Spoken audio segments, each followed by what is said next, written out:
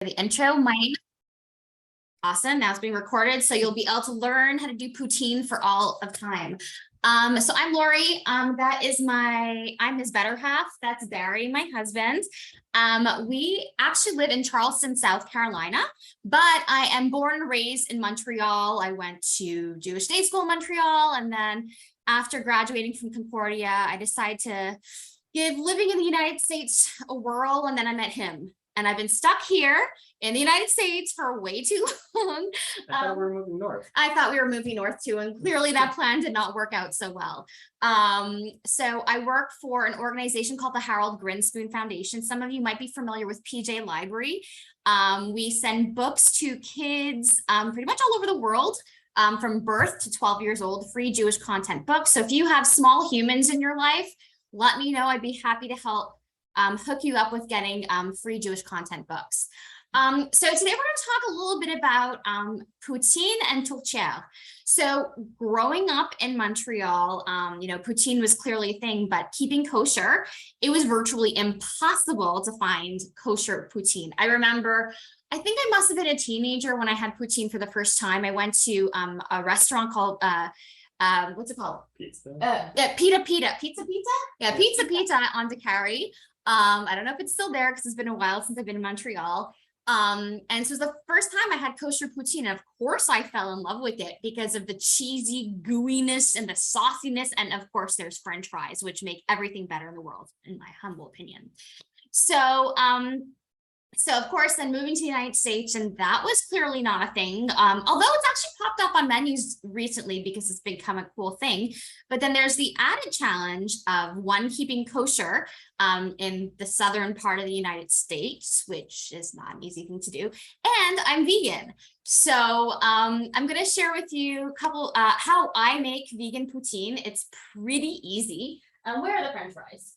Still in the freezer. French fries are in the freezer, which is we're going simple for you guys today. French fries, yummy French fries. Oh, by the way, if you have any questions, feel free to raise your hand. Feel free to pop your questions in the chat. Happy to talk about all things food, kosher, and vegan. So we're gonna keep it really simple. We have yummy French fries, cheese. I guess vegan cheesecake. No, I think it's still in the fridge. Barry's my sous chef today, so we're gonna see how this works out. I cannot find kosher vegan cheese curds here, so we are just doing a brand. It's called Violife. It's just mozzarella shred, so it's not. So those poutine purists out there, do not get mad at me, but it's kind of hard to find the vegan cheese curds here. And then we have imported them. Oh, we have imported them before. Yeah. On a previous trip to Montreal, I did find them. I think it was a place called Marché Tao. So if you have that near you, go check that out. So we've got French fries, we've got cheese, and then I think Barry sent a recipe ahead of time, or a link, or kind of gravy, but I'm going to actually throw my favorite gravy recipe into the chat for you guys. Hold on. Let's see. I made it ahead of time, just make life easier, but it's like a super easy vegan sauce recipe. Let me show you. I don't know if you can quite see the consistency, but it's, let's try not to spill this on the laptop. That would not be a good thing, right, friends? So yummy. It smells so good. The recipe I just threw into the chat.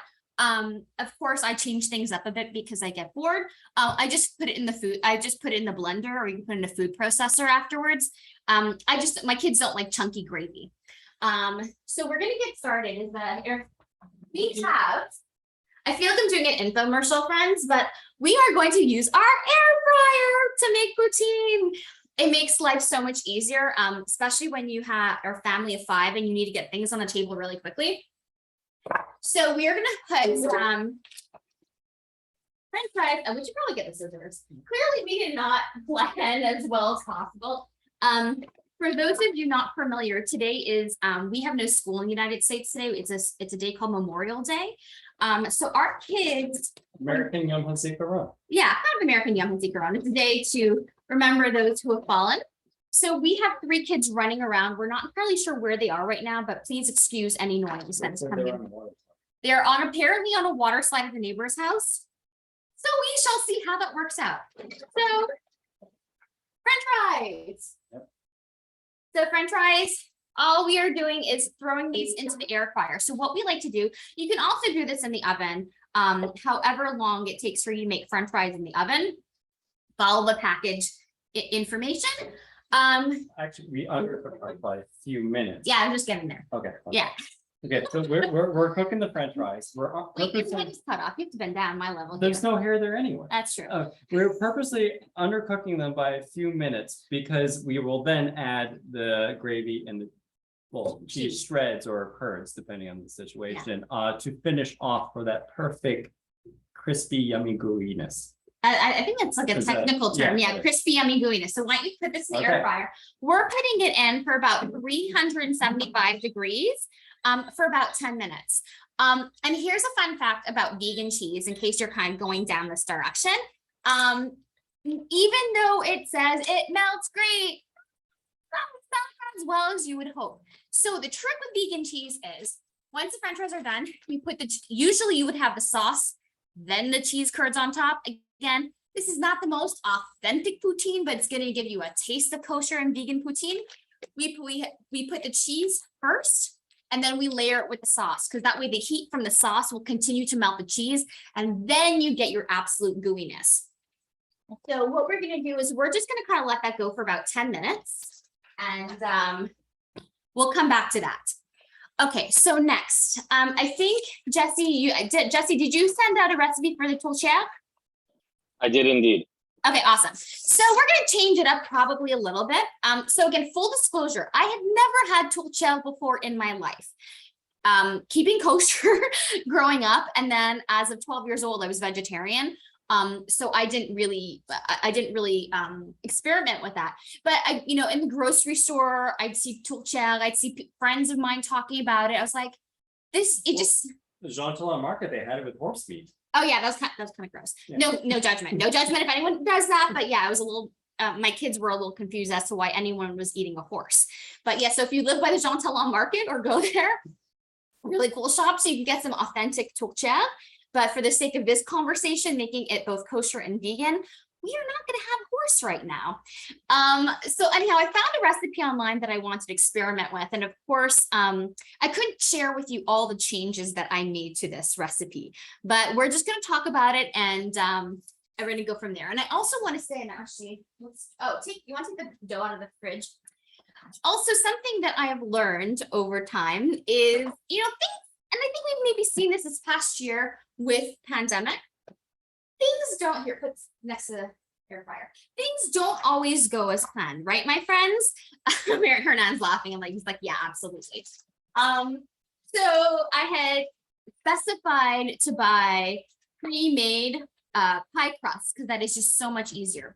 So of course, pandemic, go to the store. I don't know about you guys, but we still have food shortages here in Charleston. Like, things are just not coming off the boat. And the pie crust that I had experimented with a couple weeks ago was not available. What do you know? So we are going to get really creative. I bought something called, it's a brand called Stiefel. It's kind of famous-ish. This is a pre-made pastry dough here. Woohoo! So it is coming in a rectangle form. So we are going to have fun rolling this out and making the most of the situation.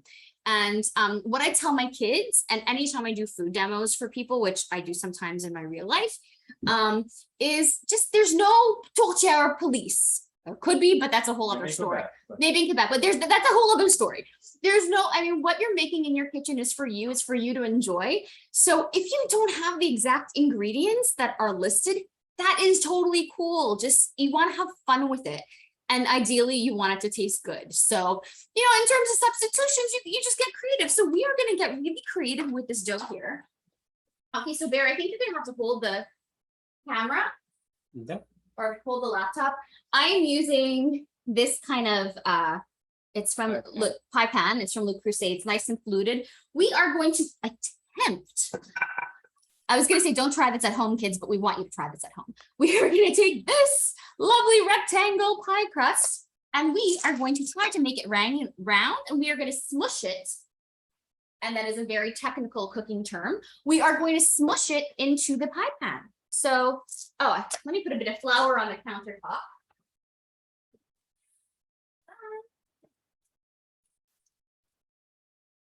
Flour, here, you want to angle it for the countertop here? Okay, there you go. Yeah, oh yeah, you can, oh yes. I make it a lot easier, so, yay. Okay, so, hello, pie dough. We are gonna, this is actually a really cool pastry roller that I have. So I'm just gonna roll it out as much as possible. It's really helpful to flour your countertop so that way things don't stick to it. If you do indeed buy dough like this instead of like already round, already, no, look at me now. If you do indeed buy dough like this that's not already roll out pie dough, just remember you want to take it out of the fridge a little bit before you start working with it, so it has a chance to come to room temperature. So we're going to roll this out a little bit more, and we're going to see what happens. Okay, friends, we are going to do the best that we possibly can here. Okay, so it is not, as you can see, it is not quite fitting, and this is where we get really creative. We are just going to fill in the blanks, because that is how we literally roll in our house. We just make things up as we go along. For any of you who are parents and have small humans in your life, you probably understand what that's like, where you just have to make things up until your kids believe you, and so on and so forth. So this is definitely not my prettiest. Does that work for academic papers too? I'm gonna leave that to you, okay, since you are the academic expert and not me. Let's put that as a camera back on. Let me put this in the fridge. What we're gonna next do, actually, just kidding. Why don't you bring that with me? Great, really cute. So what we're gonna do over here, I don't know, can you see me, friends? We have the recipe. So what I'm doing is, instead I have, where's the meat, vegan meat? I am using a brand. I don't know if I don't know if you have this back in Canada, but it's called Beyond Meat. So I use the Beyond Meat. Oh, and Jesse, you have it in Canada? Excellent. So I really like Beyond Meat ground. It actually kind of freaks me out a little bit, to be honest with you, because the consistency to me feels a lot like meat, like real meat. So we are going to use part of this, because this recipe calls for 2 pounds. These, my friends, are pretty expensive. So we are getting creative and using 1 pound of this, and the rest I'm going to use a mushroom filling. But we are going to start by sauteing some onions. So I happen to like, I don't know if you can see me. Okay, well, that's like really close. Well, you don't need to see my pores here. I happen to be a very big fan of cooking with cast iron because it just retains heat much longer. So what we're going to do is we are going to saute. Yeah, I guess put the light on over, so that's helpful. I don't think that makes any difference. Okay. Well, we are going to let the oil heat up a little bit, and we are going to have our onions ready. So really fun fact about cooking with things like onions and garlic. Onions and garlic are actually really healthy for you. Onions are a great prebiotic, which means it helps your digestion. So if you want to kind of get the most out of this vegan experience in terms of prepping your food, chop your onions ahead of time. Like it's chopped and stop. So think chop and then wait 10 minutes and then continue with cooking. So that way you can get the full benefits of it. So letting the oil warm up here. I'm going to put food in. And another fun fact, when you're cooking, don't ever scrape your cutting board with your blade. It's going to actually dull your knife. So if you flip it around.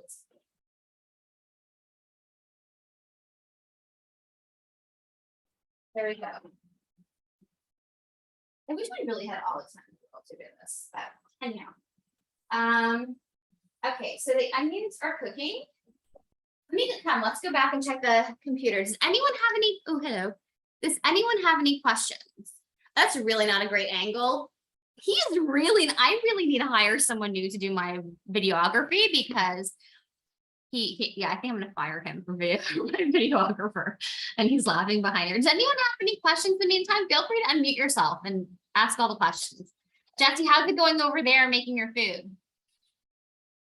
Going super well. No questions. Very concise. Okay, awesome. Okay, so right now we have, again, like I said, we've got some onions cooking, but the exciting piece is the French fries are going to be done in just a moment. So we are going to poutinify them in a moment, and I think that should be a new verb. Do you guys agree? If you agree, just pop it into the chat if poutinify should be like a new word, because I think it should be. How would you say that in French? How do you say in French? If we still have any French speakers on, because my French is not as good as it used to be, how would you say poutinify in French? I think that might be the question of the day. How might one? Poutinification. Poutinification. Oh, c'est merveilleux. I love that. Oh my God, that is so funny. So while the onions are sauteing over here, the French fries smell really, really good. Oh, French fries are ready. Okay, so that is going to continue cooking. We're going to turn that on medium heat. Okay. So you want to bring the camera over here, Barry? But like not directly in my face. So as you can see here, they're kind of like a little limpy French fries. And what we're going to do is we are going to, like I said before, we are going to add the cheese. I recommend being generous. Yeah. So you know what the best thing there is about not having the kids in the house right now at the next door neighbors? Not having the kids in the house? Yeah, not having the kids in the house, number one, and not having to share poutine with anyone else. Does that mean I get some too? No. Okay. They got really greedy over the poutine. Okay, so that's hot. So be careful to not burn yourself. So yay, yummy gravy. Can you like aim it? Woohoo! Do you see the gravy? Okay, that's a lot. Okay, so now we're just gonna pour it, and we're gonna show you a picture of this in a minute. Okay, so we are really kind of dousing the cheese. We're dousing the cheese with this gravy. So stick that in the sink. I'm gonna take here. Can you see what it looks like, friends? This is what it looks like before. Now we are going to do some Zoom magic. We're going to do some magic here. We're putting it on for 375. And I'm going to say, I think about 7 minutes should do the trick. But we're going to check on it again in 7 minutes. Okay, well, hello, up close and personal. Hold on, let's see. I think there might be something in, oh, great word. Manda, yeah, I think so. I think I'm also very into making up words. I think it just really suits me in life. Okay, so back over here for a quick chat. So if you can see over here, we have the onions cooking. I'm gonna add in, even though the recipe, like I said, is not officially, hello. Woohoo! Really, I do have to fire this cameraman. Like I said, so I'm not going to be using all ground vegan meat because that gets really pricey. But mushrooms have an amazing umami flavor to them, nutritional powerhouse. And so we are going to add that to kind of bulk it up. And of course, manners are enchanting. You always have to have some nice plateware to keep you entertained. As you can see here, come a bit closer. Too close, too close. Don't kill the pie crust. He's trying to kill the pie crust, guys. This is not going to work out well. Okay, so as you can see here, the mushrooms are just going to take a few minutes to cook. Yeah, I'm going to add the garlic in a second. What's also really fun about mushrooms, again, in addition to being a nutritional powerhouse, they are full of water. And you actually want to the water that leaks out, the liquid that leaks out, it's just so full of flavor. So it ends up coming out really, really nice. then you don't want to get rid of that flavor, because later on in the recipe, it actually calls for potato water, which of course I threw out the potato water this morning. So we're gonna use some of that mushroom water to make the magic. I just threw in a little bit of salt, because I like to salt a little bit as I go. And then here, this is my handy dandy garlic press. Usually I have Barry press all the garlic for me, but no, I will press it. So here, it's really funny. You stick the garlic. What is it? Usually I add a lot more garlic. You stick, that's up close and personal with garlic. You stick the garlic in right here. It swishes right out. And here you can actually use your blade to slice it off. And some people like to throw this piece out. I'm like, why would you throw any piece of garlic out? Garlic to me is magic. So I'm adding the garlic in right now. This smells so good. Here, come a bit closer. I don't know if you can see it because the cameraman is not, it needs to be fired, but the mushrooms are getting a little softer here, which is great.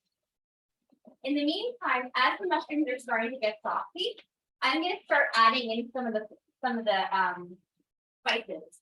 So the spices that we have, are clove, nutmeg, allspice, sage, thyme, and black pepper. Now I'm notorious, I don't usually measure spices, but I will for these purposes. Other fun tip, what I did was actually really not good with the pepper. Whenever you're grinding any spices or taking any spices out, you should hold it over the heat, because the heat can actually take up the thing of spice, the spice container. But anyhow, okay, let's get started. We're going to do cloves first. So I've got, it smells so good. So I've got some nice cloves over here. So it calls for half a teaspoon of cloves. Then we have got some nutmeg. We have a quarter teaspoon of nutmeg. So this comes out just really, it's so flavorful. Allspice, also a quarter teaspoon. These flavors are, I don't recommend for the first time you try this and make this, I don't recommend over spicing it, because these flavors can be very strong. I would have actually a little bit more salt than the original recipe calls for. The first time I made it, it was a little weaker. You're also working with vegan meat compared to a kosher meat comes with salt already. That is a very good point. Yeah. Absolutely. Oh, sage is now 3/4 of a teaspoon. So 3/4 of a teaspoon. So yeah, for vegan meat, obviously it has a very different flavor profile. Oh, so where's Barry? Did you take out the sage? I got it. Oh, I just put in the sage. Haha, just kidding. Okay, and now we have half a teaspoon of thyme. Okay, and then I'm going to add in a little bit more salt. I go for the finger pinching method. Okay, so now we get a little bit closer here. I don't know how closely you can see this, but the mushrooms have let off some gorgeous liquid. And it's like all softly and really nice right now. Okay, so then what I'm gonna also do is, so if you're using real animal meat, I would definitely recommend you follow the instructions and you boil it. Because we're not using animal meat here, as you can see here, the Beyond Meat, it doesn't really need have the same kind of cooking time. So, oh my gosh, it's so mushy. But, and again, like I said, it kind of freaks me out because the consistency is really like, yeah, it's really like meat. So again, no judgment for anyone who does eat meat. This is just not something that that I've had since I was 12. So here, I don't know if you can see this. Why don't we bring the laptop a little bit closer there? Bring the laptop a bit closer, so that way we could, our friends can see the magic that's happening here. So, so I'm sauteing this a little bit. I mean, I'm going to add a little bit of broth to it to loosen up. I have about half, I'm putting in about a quarter cup of broth. Also where you would use the potato water. Yeah, you would, a good point. Yeah, you could use the potato water here also. But it's just kind of really gonna add a little bit more here. Oh, and our poutine is just about done, guys. So we're gonna take a look at that in just a minute while this cooks. So, okay, so this is cooking, and what I'm also gonna do now is we're gonna add in so that I made this ahead of time. Here, show my face. Hello. I made this ahead of time. It calls for making cubing potatoes and boiling them. You're gonna mash half of them, and I did that ahead of time, just like a fancy real cooking show. And then the other half is cubed. So what I'm doing here is, and this just also thickens it up beautifully. Because who doesn't like meat the day? Exactly. So even if you keep kosher or are vegan or all of the above, you can still enjoy all your umami, meat feel, and all that kind of stuff. So I'm actually going to stop cooking this in just a minute, but I'm going to add in, here's the cubed potatoes.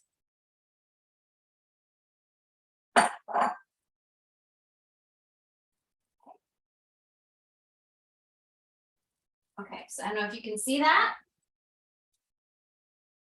Excellent. That is going to be gorgeous. Okay. In the meantime, let's bring back, I'm going to put this pie dough in the fridge for a minute because it's kind of looking, oh, hello, up close and personal again. Up here, look at me. Really worst videographer. I'm going to stick this in the freezer for a few moments just to kind of firm up a little bit more. In the meantime, the pesto that we salt, we are going to try, let's see if it's ready. Oh my word. Oh yeah. Can you guys, oh, I don't want to burn you. Can you guys see this? Can you guys see the gooey factor here? Oh, eat some. Oh my god, okay. We're gonna do, okay, I'm totally gonna burn my mouth, but wait. Show here. We're gonna pretend this is, we're on the Food Network right now. And we are gonna try this. I do not want to burn my face off. Oh, it was so good. All right, wait, I'm gonna hold this now. Wait, your turn. All right. Let's see, make sure. Oh wait, maybe I'm a bad videographer too. No, not your hands. What? That's what the fuck is. Is it really good? No, it's a little while anymore. I'll prepare it for you. With your mouth full. Okay, so let me put the video camera back here.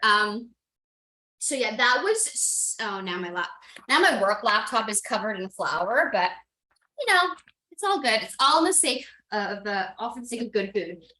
So again, this is incredible. It is so gooey.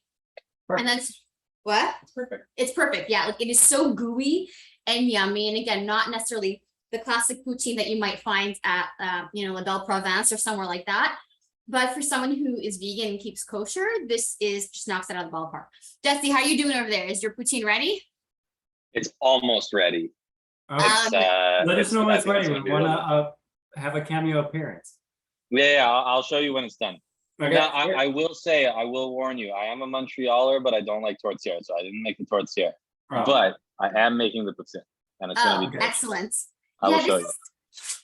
Again, like this is just really good. And again, if you I'm just so curious to see if you actually tried it in my version, if you use the sauce recipe that I threw into the chat, and you kind of use a different kind of cheese. It's a different experience. It's a different mouthfeel when you don't have, I guess like the cheese curds in your mouth. But yeah, it's truly delicious. Oh, and I didn't turn. Okay, perfect. So I think we're moving on over here now. If you want to take a look at this. So here's the challenge, my friends, right now. This is hotter than you know what. This is crazy, crazy hot, and we actually cannot put it in. Oh, you can put it back on there. Okay, sorry. Close your eyes. Hello, close my eyes. No, Sorry. then. Oh, then yeah. Sorry, he's making you seasick here. So here's the actual challenge of not having, if this was a professional cooking show, I would have had this. No. You wait a second. if this was a professional cooking show, I'd say, oh, I would show you all my fabulous tourtière that I had pre-made ahead of time while I'm doing this, but clearly that didn't happen. So the filling is actually too hot to put in the pie shell right now. So we can do a couple different things. We could turn this off for a little while, and when we come back later, we can just do a snapshot. Barry can share some photos afterwards with all of you guys. Preferably with us stuffing our face with this kind of goodness.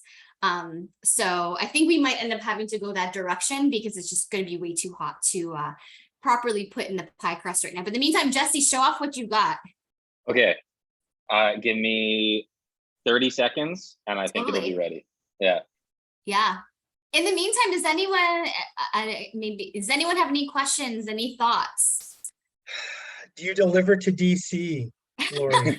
Well, I am actually in DC relatively often for work.